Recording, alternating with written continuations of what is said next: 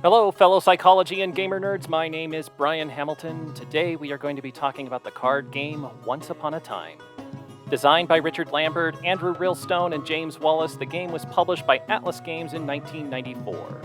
In the game, the players are trying to tell a shared story using cards with elements from fantasy and fairy tales. Let's take a look.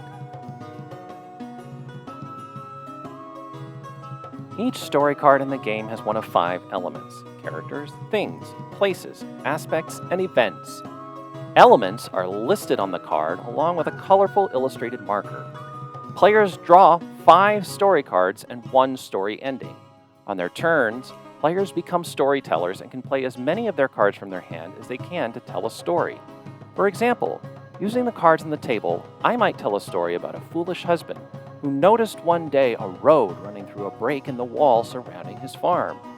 Following the road, he disappeared into the fairy realm, leaving his wife alone, which proves you should always be careful when choosing your companions, perhaps particularly when choosing a husband.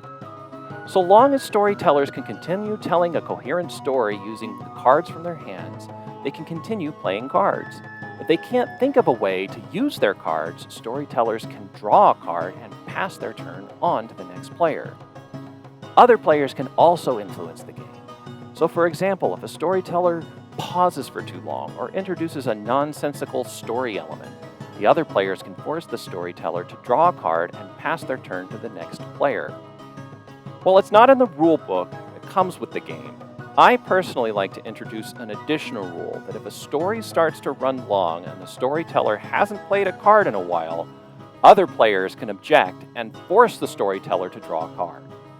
Otherwise, creative players can try and tell a long-winded story in order to get to a point where they can play one of their cards.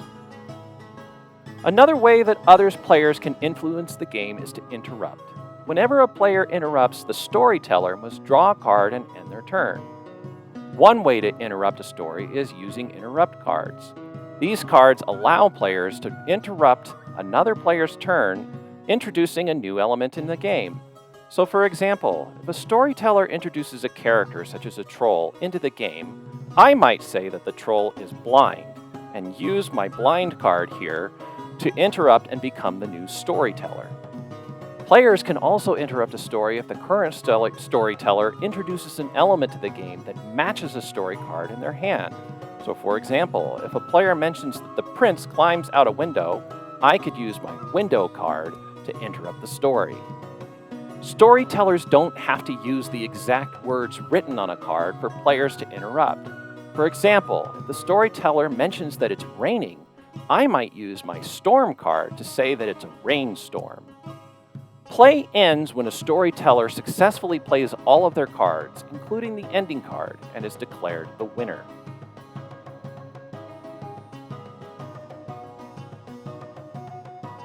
A good way to play the game in a therapeutic setting is to make it a cooperative game.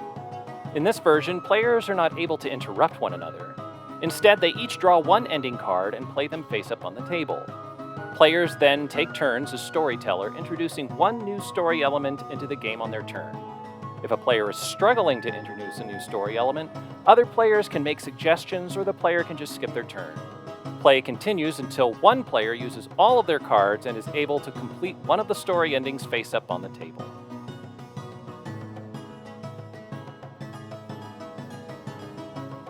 This is a wonderful game to use with clients in individual and group therapy to encourage cooperative play.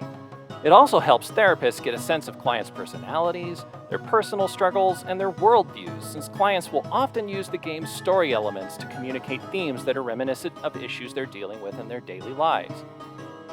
So I hope you enjoyed this video. If you did, please give it a thumbs up.